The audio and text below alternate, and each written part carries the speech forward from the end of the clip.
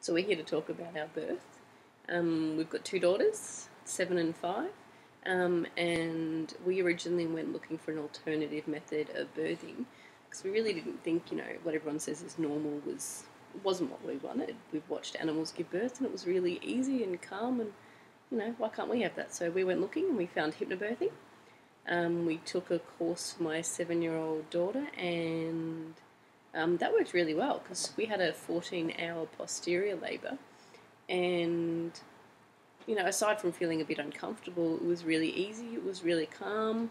I was talking and laughing with my husband through that one. It's pretty boring, actually. Yeah, for you. For me, I was just sitting there and watching you do your thing. I think we just didn't want to birth like you see in the movies and TV, and we wanted something a bit different. Yeah. In the end, she came out really easy, really quickly. There was no pushing, none of that. It was really quite, I don't know, she just kind of slipped out. It was really quite easy. Yeah. You focused a lot on your breathing. Yeah, we used a lot of the J breathing to help us. I couldn't really focus on, because it was posterior, it was a little bit more intense.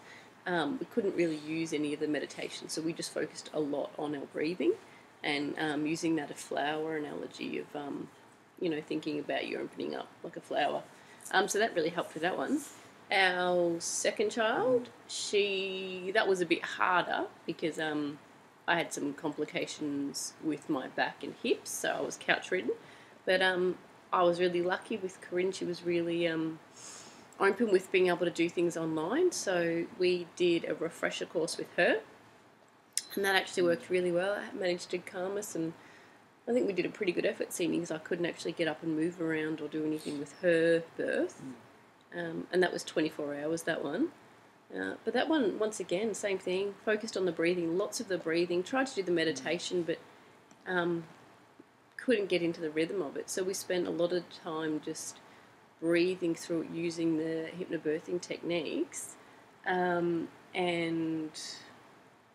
that was easy. We kind of just behaved as we normally would until the contractions came, and then you just switched on every time they came in. So yes, every time there was a surge, we'd just focus right in, relax, do the breathing, and it was easier. We even found we were watching Big Bang and Friends for most of it, laughing away, and then I'd stop, I'd focus. Yeah.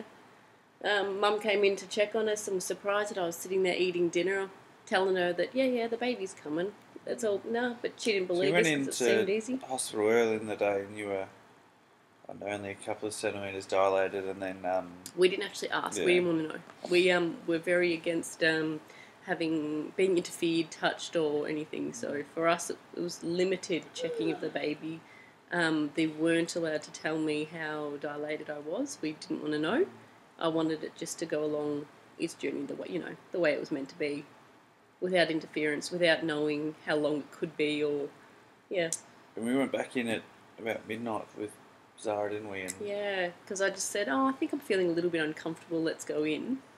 Turned out we walked in and asked the ladies, I don't want to know how far along we are, but... should we stay? Should we go? They're like, no, you need to stay. Turned out we were 8 centimetres. Yeah. And still at that point, I'm still comfortable, still watching TV in between each surge.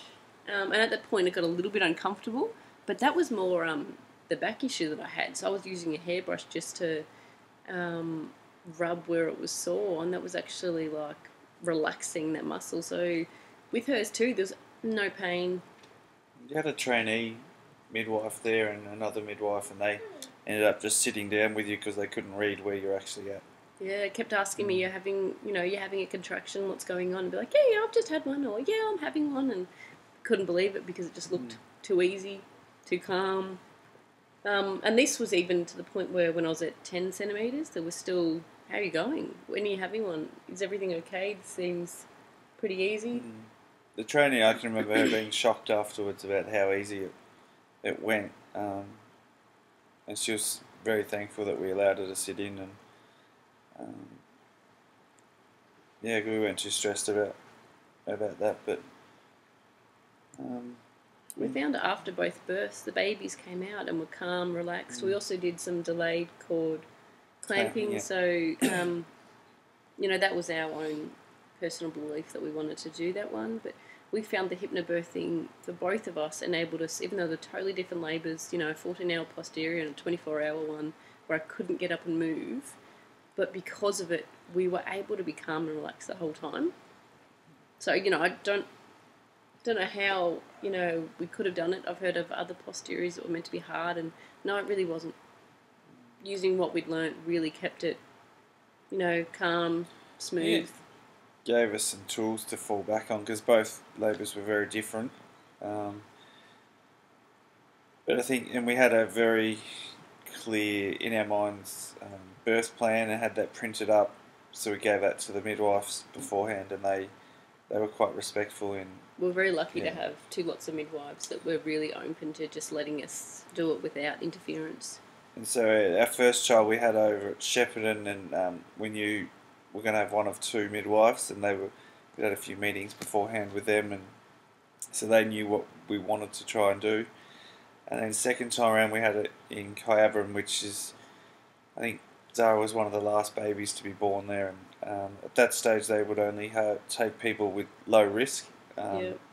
So being young in our mid-20s and having Georgia go really well first time around, they were happy to have us there, and really curious about what hypnobirthing was, and so yeah, first it time actually around encouraged that mum to go and look it up, didn't it? Yeah, so. Had half an hour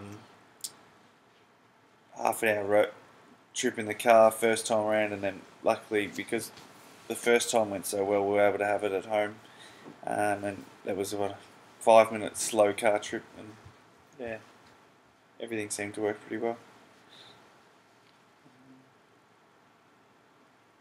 I think being able to do the refresher course online through Skype was really beneficial for us, wasn't it? Yeah, yep. Really helped remind us of what we were doing while we're doing it. Yeah, the first day, the first child, her course was a weekend course, and that was it. It was done beforehand, but we were able to keep in contact with Corinne before and after our refresher sessions. I found that pretty reassuring, and yep. Yeah. Yeah, having Corinne there on hand, you know, she was even able to, you know, if you needed to call her or contact her or message her, so that made it really helpful. We did actually just miss one point that we do want to add in. With both of my pregnancies, we did, once we've done the courses, we did a lot of meditation. Nearly daily we were doing it, practicing, visualising what we wanted, how we wanted it, and using the tapes and that we could, or meditations that we could, to help us really focus in on getting our mind and body ready. That really helped us. Knowing you have that plan, that focus, that, you know, preparing yourself, that really helped.